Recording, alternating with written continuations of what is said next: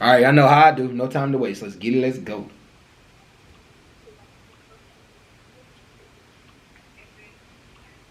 Let's go.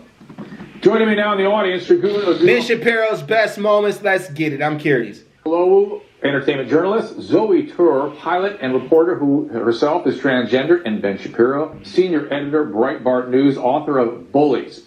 Ben, did she deserve this award? For what?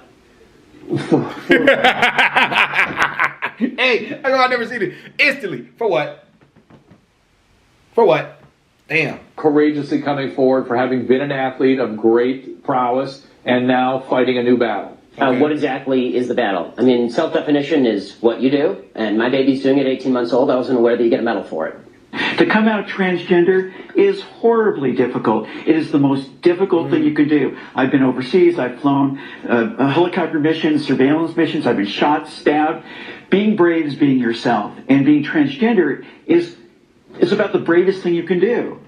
Did she deserve the award? 65? Yes. Why are we mainstreaming delusion? It's not delusion. Why are we mainstreaming delusion? Ooh, man, Steve, why would you call it delusion? Because Caitlyn Jenner, I'll call him Caitlyn Jenner. No, it's her. You're not being polite to the pronouns. Because disrespect. Okay, forget about the disrespect. Facts don't care about your feelings. It turns out that every chromosome, every cell in Caitlyn Jenner's body is male with the exception of some of his sperm cells. It turns out that his brain structure is male. It turns out that he still has all of his male appendages. How he feels on the inside is irrelevant to the question of his biological side. I don't agree with that. I'm not on that train. I'm not on that train. She wants to be called she. I'm going to call her she. I just have a problem with the message and the messenger. So I'm going to do two things. I want to reiterate what Zoe said, which is the bifurcation of the courage to come forward after a lifetime as a male and a certain kind of a male versus did she deserve this award? Listen, awards, what are award ceremonies except an opportunity to catch some eyes? Especially the So, yeah. ESPN,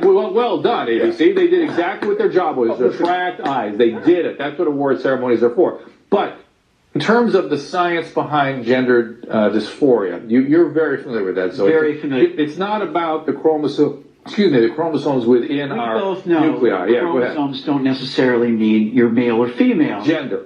With gender identity. Go ahead. No, so but even so, you have a thing like Klinefelter's syndrome. So you don't know what you're talking about. You're not educated on genetics. Would you like to discuss the genetics? What are your genetics? So let's stay away from the genetics and back to the brain scans. You cut that out now, or you'll go home in an ambulance.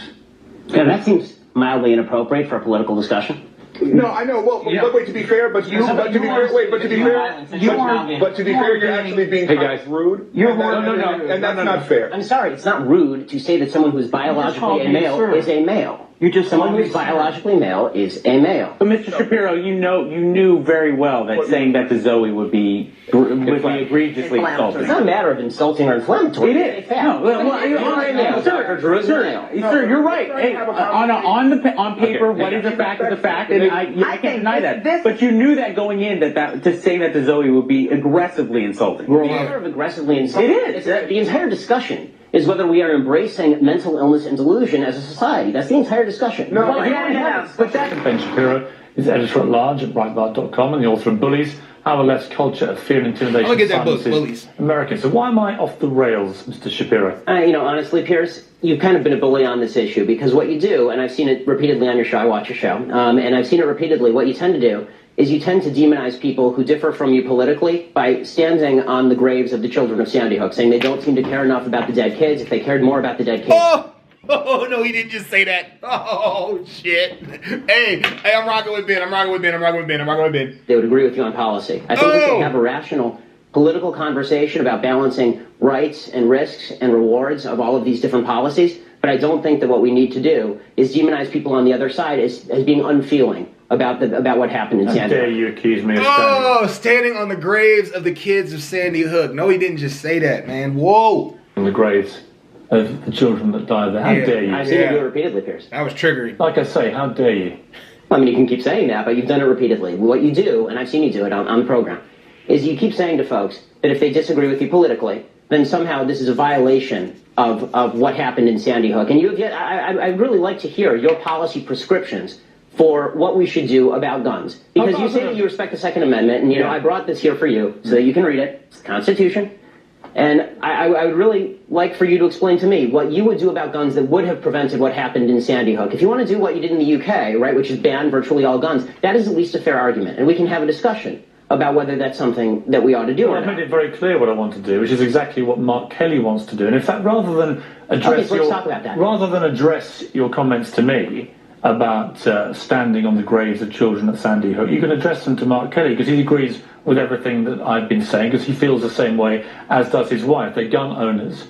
They both respect the Second Amendment of the Constitution. They don't want to take away anybody's right to defend themselves with guns. They want to take away certain types of guns, obviously. They want to take away assault weapons, which are capable, with magazines like we saw at Aurora and Sandy Hook, of unleashing a ridiculous amount of bullets. Well, this is a question I wanted to ask you, Pierce, because I've seen you talk about assault weapons a lot, and I've seen Mark Kelly talk about assault weapons. The vast majority of murders in this country that are committed with guns are not committed with assault weapons, they're committed with handguns. Okay, so are you willing to ban handguns in this country across the country? No, that's not what I'm asking for. Why not? Let me ask you. Yeah, keep going. You care about the kids who are being killed in Chicago as much as the kids in Sandy Hook? Yes, I do. Then why don't you care about banning the handguns in Chicago? I wanted to share with you. According to Pew Research, I've seen this one. I ain't gonna say it. I'm gonna let it the net roll. worth of white families in 2013 was $141,000.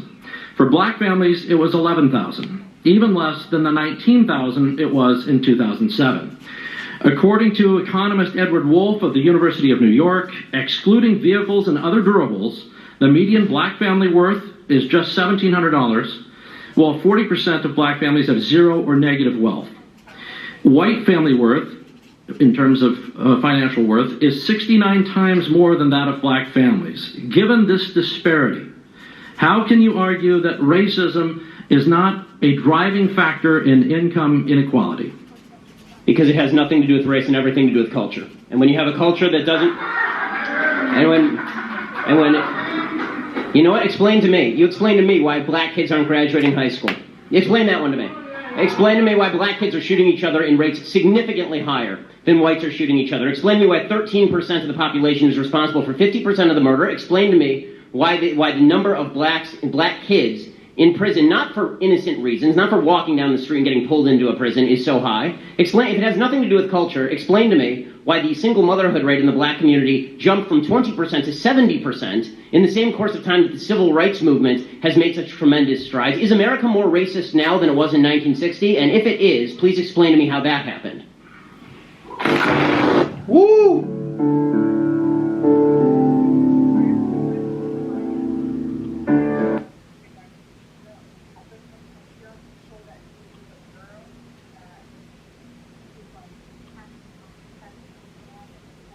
All right, y'all. That's good. I'm out. Peace.